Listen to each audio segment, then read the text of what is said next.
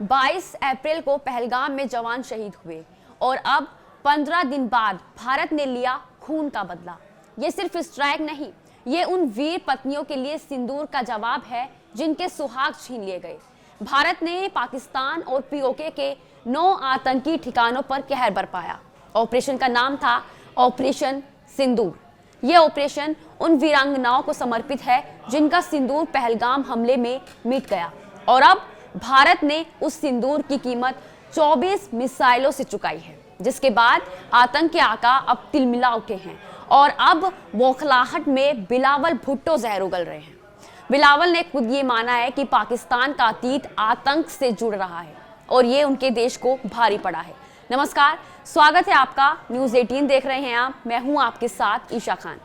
भारतीय सेना ने 7 मई तड़के सुबह हमला किया, 9 आतंकी ठिकानों को पूरी तरह तबाह कर दिया।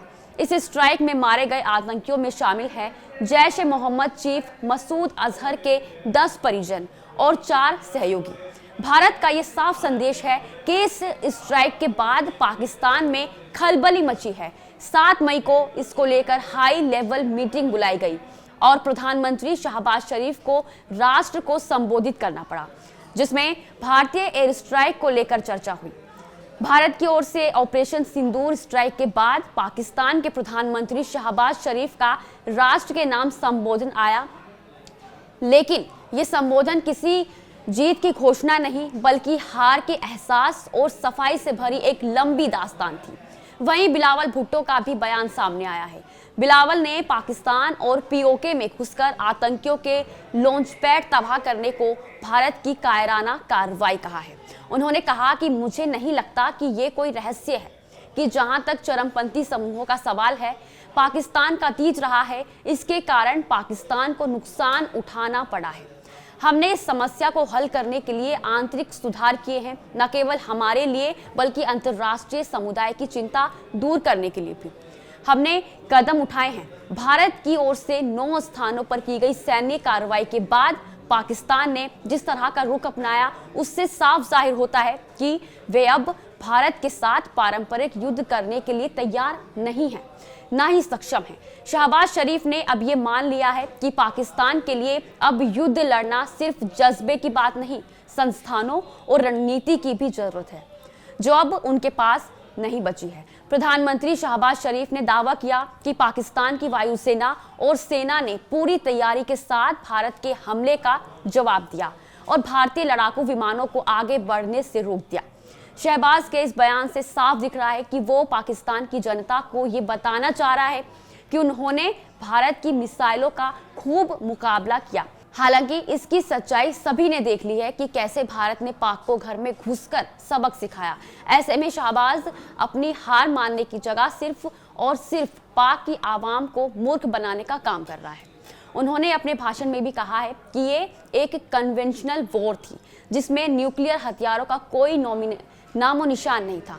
उन्होंने इस बात को बार बार दोहराया कि अल्लाह के फजल से पाकिस्तान को बड़ी फतह मिली। अब यहाँ समझने वाली बात यह है कि अगर शहबाज कह रहे हैं कि वो जीत गए हैं तो इसका कोई सबूत तो दें, जैसे भारत ने अपने हमले के वीडियोस जारी किए। दरअसल सच ये है कि पाकिस्तान भारत के हमले का कोई भी जवाब नहीं दे पाया, इसलिए उसके पास जीत का कोई ठोस सबूत नहीं है। ऐसे में उनके भाषण से ये साफ संदेश गया है कि पाकिस्तान अब खुली जंग की हालत में नहीं है। शहबाज शरीफ ने भारत पर हमला करने का दावा तो किया है, मगर उनके शब्दों में कहीं भी कोई आक्रामकता नहीं दिखी, बल्कि इससे ये साफ पता चलता है कि पाकिस्तान डरा हुआ है। इतना ही नहीं, उन्होंने ये भी बताया कि ये जनरल आसिम मुनीर और अन्य फौजी अधिकारियों के साथ जनाजे में शामिल हुए और शहीदों को सलाम पेश किया। शहबाज शरीफ ने कहा है कि भारत ने पहलगाम हमले की आड़ में पाकिस्तान पर हमला किया, जबकि पाकिस्तान का इस घटना से कोई लेना देना ही नहीं था। उन्होंने एक बार फिर जांच आयोग बनाने की पेशकश दोहराई, लेकिन साथ ही ये भी स्वीकार किया कि भारत ने इस ऑफर को मानने से इनकार कर दिया और उल्टे उनके एक सहयोगी देश के राजदूत को तलब कर लिया। शहबाज शरीफ का ये पूरा संबोधन इस बात की मिसाल बन गया कि पाकिस्तान अब खुद को युद्ध में झोंकने की हालत में बिल्कुल भी नहीं है। उन्होंने जिस तरह भारत को जवाब देने की बात कही, उसमें कहीं भी रणनीतिक बयान रणनीतिक बढ़त या ठोस योजना का जिक्र नहीं था। उन्होंने अपील की कि सभी राजनीतिक दल एकजुट होकर पाकिस्तान को अजीम मुल्क बनाएं। इस बयान से ये भी समझा जा सकता है कि शहबाज पाक में अपनी राजनीति पर आंच भी नहीं आने देना चाहते। भारतीय कार्रवाई के बाद पाकिस्तान ने पूरे देश में रेड अलर्ट घोषित कर दिया। सभी सरकारी अस्पतालों को आपात स्थिति के लिए तैयार रहने का आदेश दिया है। इसके अलावा पाकिस्तान ने आगामी 24 से 36 घंटों के लिए अपने एयर स्पेस को बंद कर दिया है और इस्लामाबाद और पंजाब के सभी स्कूलों को बंद रखने के निर्देश जारी किए हैं। सेना को भी हाई अलर्ट पर रखा गया है। इस घटनाक्रम से ये साफ हो गया है कि भारत की एयर स्ट्राइक से पाकिस्तान में सिर्फ रणनीतिक असर ही नहीं पड़ा, बल्कि राजनीतिक हलचल भी तेज हो गई है। आपातकाल के चलते पंजाब में बुधवार को सभी शिक्षण संस्थान बंद कर दिए गए। वहीं भारतीय हमले के बाद पाकिस्तान ने अपनी एयर स्पेस भी बंद कर दी थी। हालांकि 8 घंटे बाद इसे फिर से खोला गया। कराची और लाहौर से कुछ घरेलू और अंतर्राष्ट्रीय उड़ानें फिर शुरू हुई, लेकिन लाहौर का हवाई क्षेत्र फिर से 24 घंटे के लिए बंद कर दिया गया है। भारत के हमलों के तुरंत बाद पाकिस्तान ने अपने हवाई क्षेत्र को 48 घंटे के लिए बंद कर दिया था। इस कारण इस्लामाबाद, लाहौर और रावलपिंडी में उड़ानें रद्द कर दी गई। वहीं कराची के जिन्ना एयरपोर्ट पर भी भारी भीड़ देखने को मिली, जहां यात्री से उड़ानें पकड़ने के लिए जुटे थे। भारत और पाकिस्तान की सीमा पर भी तनाव बढ़ गया है। बता दें, दोनों देशों ने अपनी सैन्य तैनाती बढ़ा दी है। पंजाब और राजस्थान के बॉर्डर इलाकों में भारतीय सेना हाई अलर्ट पर है, जबकि पाकिस्तान ने भी अपनी सेना को सतर्क कर दिया है। सीमा के गांवों में लोग डरे हुए हैं और कई परिवार सुरक्षित स्थानों की ओर पलायन कर रहे हैं। ये बदला सिर्फ एक हमला नहीं था, ये हर उस आंसू का हिसाब था जो किसी वीरांगना की आंखों से गिरा था।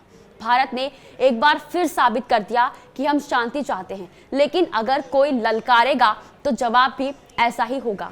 जय हिंद के नारे अब सिर्फ भाषणों में नहीं, मिसाइलों की गर्जना में भी सुनाई देंगे। देश के वीरों को सलाम और दुश्मनों को पैगाम। ये नया हिंदुस्तान है, घर में घुसकर मारेगा। इसी के साथ आज के लिए बस इतना ही। नमस्कार।